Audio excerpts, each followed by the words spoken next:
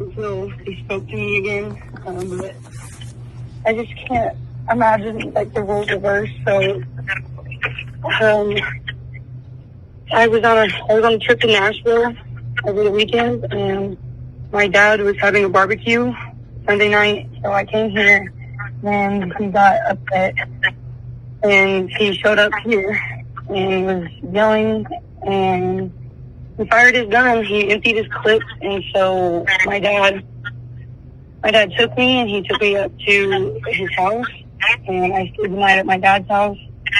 And in the morning, my dad took me to my neighbor's house to be safe. He wanted me to be safe. So my dad made me go to my neighbor's house. They took my phone. I couldn't text him. I couldn't text you guys. Even I was going to text you guys before this even happened and let you know that Xavier was going crazy. Like, it was really, really bad. And then he took all my stuff to my sister's house Sunday night, and I guess he called my dad. And my dad told me that he called him and was telling him that he was gonna kill Daryl, and he was gonna end it, and that he Who is that? Do it. Who is that? Who did you say? Like the neighbor, the Alan. Oh. He said the special force guy. I know that he texted people and said that if he died, it was him. But nobody was armed. And then I went up to my neighbor's house, and he showed up. He brought his car up there, and this is like a trail. So this is like an ATV trail. Like this car, he took his car up, and then he busted down the door. He was like, busted down the door, and then he got shot, and I barely held him, and I tried to help him. I tried so hard. I held him, and I was a coward in his head. So, they told me not to tell you. I'm not even supposed to be talking to y'all, but it's not fair. so where's my son shot at?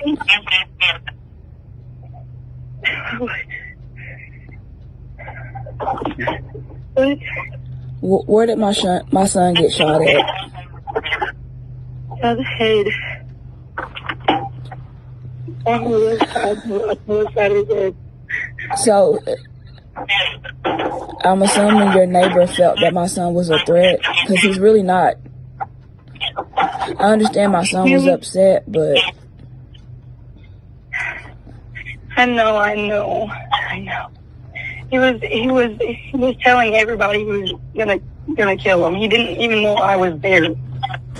Like, he went there, he told my dad that he was gonna end it all, and I had no clue. I had no contact. Nobody was telling me anything. Nobody told me anything until this morning. And they just had you locked away, and you couldn't do nothing? Yes, like my dad put me in his bunker and said, "Do not come out. Like, don't come out." Like, the detectives they took everybody's phone except mine. My dad took my phone. It was broken. My phone was broken. I couldn't even turn my phone on. But I wanted to tell you immediately. Like, you're the first person on my mind.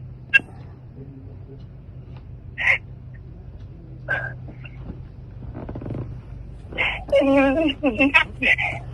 he was breathing when he left. I tried to keep it breathe. So he was breathing? He was breathing. I kept telling him to breathe.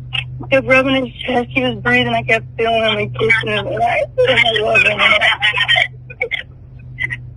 him. He was breathing when he left me.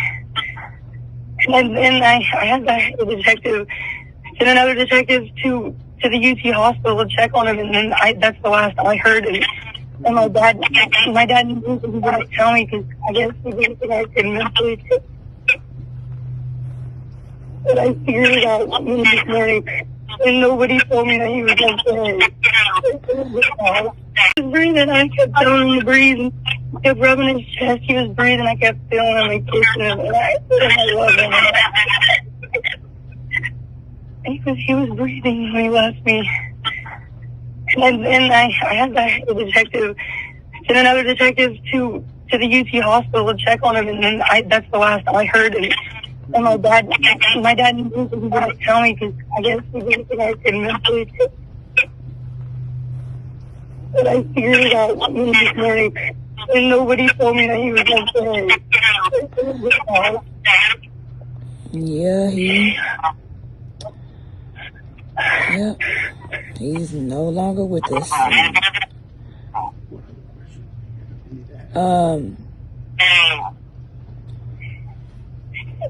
Like how many times? Like I was with him on Sunday night, and he said to me that you want him to come up there. Yeah. So what happened to? Go ahead. I wanted him to come get me because I was supposed to be back, but my dad had a barbecue. When I went down to my neighbor's house. You wanted him to come. You want him to come get you. So I'm assuming they wouldn't let you leave. Yeah, they were like, no, like he was mad that I was down at the neighbor's house and not my dad's house. Because he went to my dad's house first and I wasn't there. I was at my neighbor's. Because the neighbors was down the hill. I just thought it was going to be easier. And he showed up mad. And the neighbors told him, hey, calm down. Because he had texted me about 12:13. And I watched his location. Because I didn't like him going up there. For obvious reasons. His nanny said that he was at her house. So what possessed him to come back up there? I don't know. I didn't have contact with him. He left. They told him to leave. They told him to leave to rest. And okay. He told me that he was going to take like an hour trying to convince me not to come here. He was on what? He was on the phone with my dad for like an hour. And my dad was trying to convince him not to come here. My dad like, I'm going to fucking kill him. I'm going to kill him. I'm going to end it all.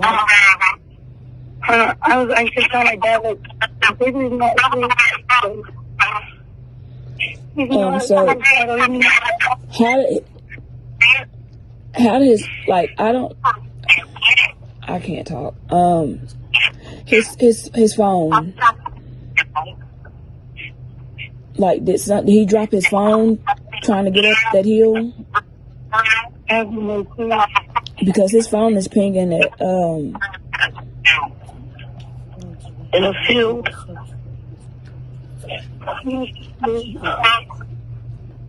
In a field? Like, where in a field?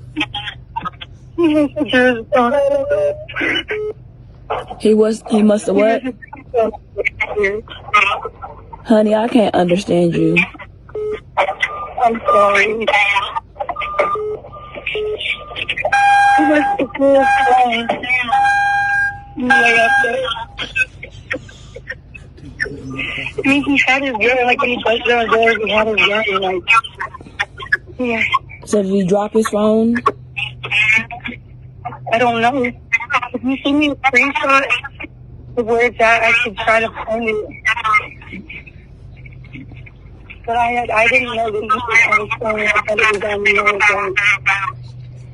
I thought that's how they contacted you guys.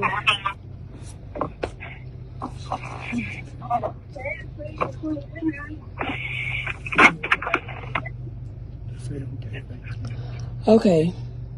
I appreciate you for calling me. I'm sorry I couldn't call sooner. It's okay. They didn't let me. Okay. And I'm so sorry it happened. Okay. I tried it. I tried everything I could. It's okay. I mean, he's not here, so I'm obviously devastated, but, you know.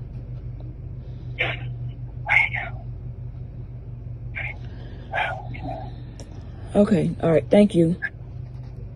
Okay.